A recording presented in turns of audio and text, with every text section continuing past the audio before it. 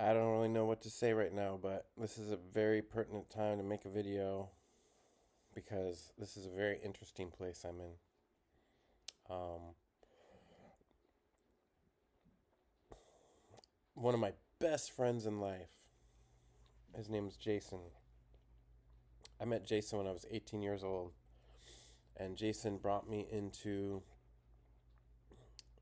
I got converted into the super radical Christian church. We read the Bible every day, we prayed every day. I mean, we were like, full time job was being Christians. And, you know, most people would call this a Christian cult because it was super controlling and they really kind of micromanaged your life in a lot of ways. And, but it was like Christian military, the spiritual military in a lot of ways. And so, just like being in the military or being in the army, I think you get really close to the people you're in there with. And so me and Jason became really close friends. He was older than me a little bit, and which means a lot more when you're 18 because he was like 19 or 20. He had been in the church longer, and he was more mature, and he was a hard worker, and he kind of like mentored me, and definitely one of my best friends. We went on all night prayers together.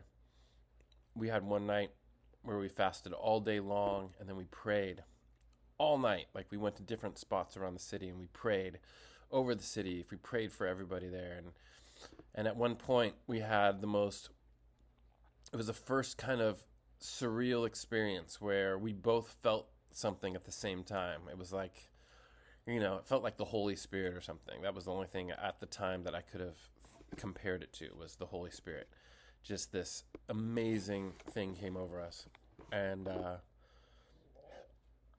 yeah, I mean, it was like proof that something was with us. It was the proof. It was the first type of proof of God I think I ever had in my life, when it was with Jason in the car, kind of near Mount Hood Community College in Portland, Oregon. And me and Jason, like, we just wanted to be in the ministry. That was like the best way we could lay our life down for God, is like devote our life to God by being in the ministry, like, being paid, a small amount of money to be able to devote all our time to helping other people become Christians. And he did it first. He was really good at it. He was like a natural leader. I later did it too. I was a different kind of leader, much more relational. He was much more like kind of, well, he was relational too, but he was kind of like get things done kind of guy. And but then after that, we kind of grew apart. He got married, then I got married in the church, and it's just before we were roommates, we'd see each other every day. We would pray together, and after that time when we both got married, we kind of just saw each other like every once in a while. And he moved to a different city. He got out of the ministry, then I got out of the ministry, and we talked sometimes, but it was very rare. It wasn't as much, but we were very close friends at one time, and we tried to start a business together at one time. That failed miserably. But even as that business was failing, like, he really tried to stick by me and try to help me get through that time. Like, he felt responsible as a friend. And so, I mean, he really stood out as being a good friend at the time. And then when I left the church, I left the church, 18 years in, and I was like in my 30s. I think I was like 34. And soon after that, I drank ayahuasca for the first time. And after I drank ayahuasca, I met God, the same God I had been praying to my whole life. Met him in person, real thing. Told me a bunch of shit, amazing stuff. Showed me heaven, showed me what it was like. Told me as much as he possibly could. And I say he because that's how he shows himself to me, but, I get it. Showed me a bunch of stuff, showed me heaven, told me about heaven on earth, told me, like, let's do this. And then he told me a bunch of stuff was going to happen in my life, and that was, like, far from possible from happening, and it all happened. And so it was very clear that this was real. And I went to San Francisco to find Jason and tell him, dude, this is some real serious shit. Please, you have to try this. You're not even going to believe this. And, you know, everybody in the church, I thought for sure somebody's going to respond. Nobody responded. They all looked at me like I was crazy. Fast forward 10 years later, 9 years later, few people have responded. Few people have come out. They've tried ayahuasca. They know what's up. And there's something that happens when you really devote your life to God and then you drink ayahuasca. It's different than if you just drink ayahuasca. Like when you are, Rudolf Steiner talked about ethereal muscles, like spirit muscles that we have that you know are different. We have spirit muscles that are like faith and humility and trust, you know. And when you're in that kind of church environment, or you know, probably any spiritual environment where you have to have faith, where you work on having faith and trust, you develop those spiritual muscles. And when those people who have developed those muscles drink ayahuasca, it's a different thing than people who haven't. You know, it's amazing, but ayahuasca can take you so much further when you have trust and when you have faith and when you've developed those muscles. And that's why I was able to go so far. And so Jason left the church this year, and immediately I was like, dude, you got to try these psychedelics. And he was very resistant to it, didn't feel comfortable, but started doing breath work and other things. And I didn't really push it. I'd pushed it for a while, but he specifically said, you know, I feel like you're pushing this. And, you know, it sounded like he didn't want to be pushed. And I said, man, I'm sorry. I don't want to push you. I would trust you. I trust that you know your path. I'm here to support you in whatever way you want. But he was going through a lot. And I always knew that, gosh, if you could just look into the window with the help of ayahuasca or psychedelics, and you can see what's there, then it kind of changes everything. Jason was very successful in business, and he came at just the right time when I was going to expand my business venture that ended up not really working out. But I ended up moving in with Jason, and we've been roommates and friends, rebuilding our friendship as brothers, and it's been great. But Jason went on a trip to Thailand to visit a girlfriend, and he was there during Christmas, and he was flying back today, and you know, I haven't heard from him. And there's this flight that was from Bangkok to Korea that crashed, and almost everybody died on the plane.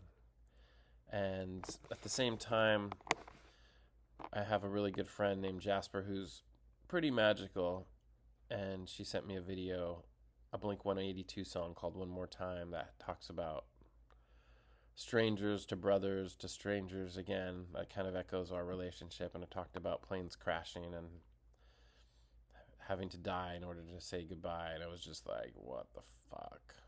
Like, and so I'm really kind of hoping right now that Jason is okay. I haven't heard from him, and I'm nervous and I'm scared a little bit. I'm really kind of feeling bad that I didn't push the issue and have him be able to see what was there, you know. I felt like allowing him to take his time, you know, and trust his own path, and not pushing him drinking ayahuasca and realizing the strength of those muscles that he has developed his whole life. Yeah. I really hope that he's still alive. I haven't heard from him for a day. I've sent him messages. I mean, he could just be on a flight, but you know, if he comes back, if he's here, I'm just gonna feel like I have a friend, one of my best friends, back from the dead. And if he's not, I am so sorry. I'm so sorry, Jason. Like,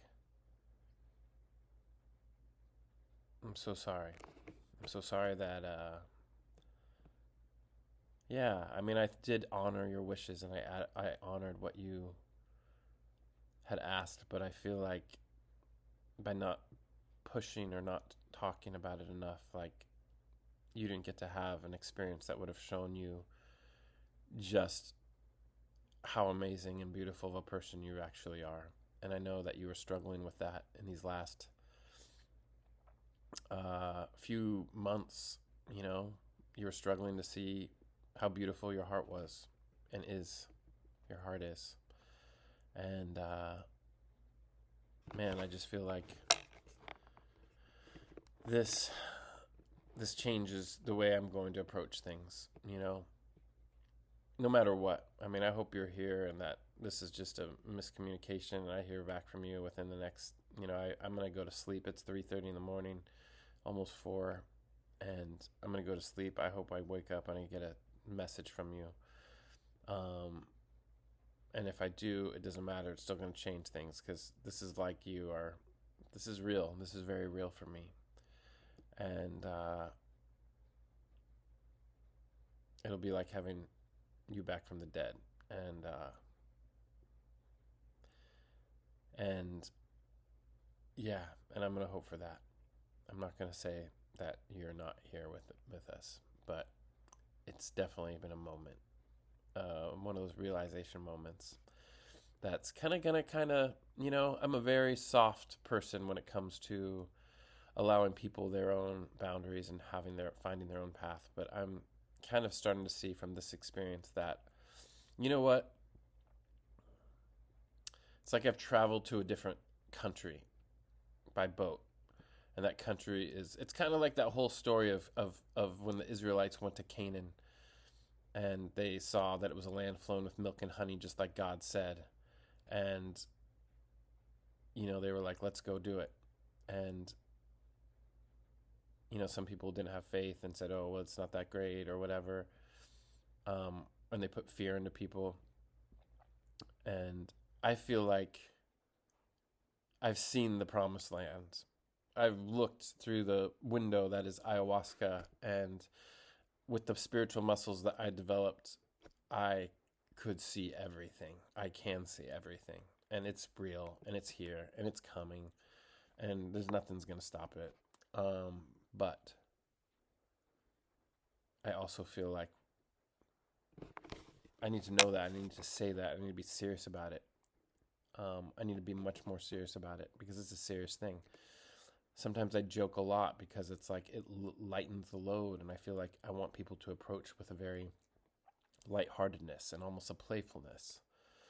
And that's a really great way to approach it. But if people are afraid to approach it or resisting approaching it, and I know, I at least need to push. I have another friend, you know, his mother-in-law is struggling with Alzheimer's and dementia. I'm freaking helping all these people who heal themselves from dementia because through the use of psychedelics, through the use of mushrooms. It's easy. It's not me doing anything specific. It's just giving people mushrooms, even just microdosing, and their dementia, they leaves them almost immediately. And I know exactly why it's happening too. And my friend is like, and I'm just like, seriously, guys. Like, seriously, guys, but seriously, me. You know? I need to stop being so gentle about this. I mean, that's what this lesson is telling me.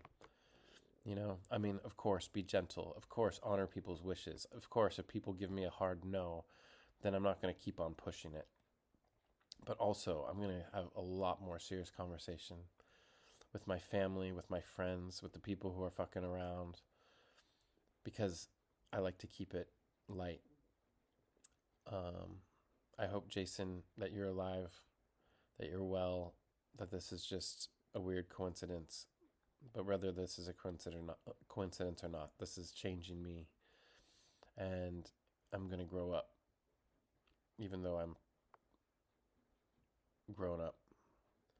I'm going to use my words to help people. I'm not going to waste time as much. I'm going to use this video platform. I'm going to get followers. I'm going to get people to hear my voice. I'm going to be a little bit more serious about this because you know what? There is technology here on the planet that can help people see heaven on earth, and it is a real fucking thing. And people can't see it, and I see it. and a lot of other people see it, but I see it.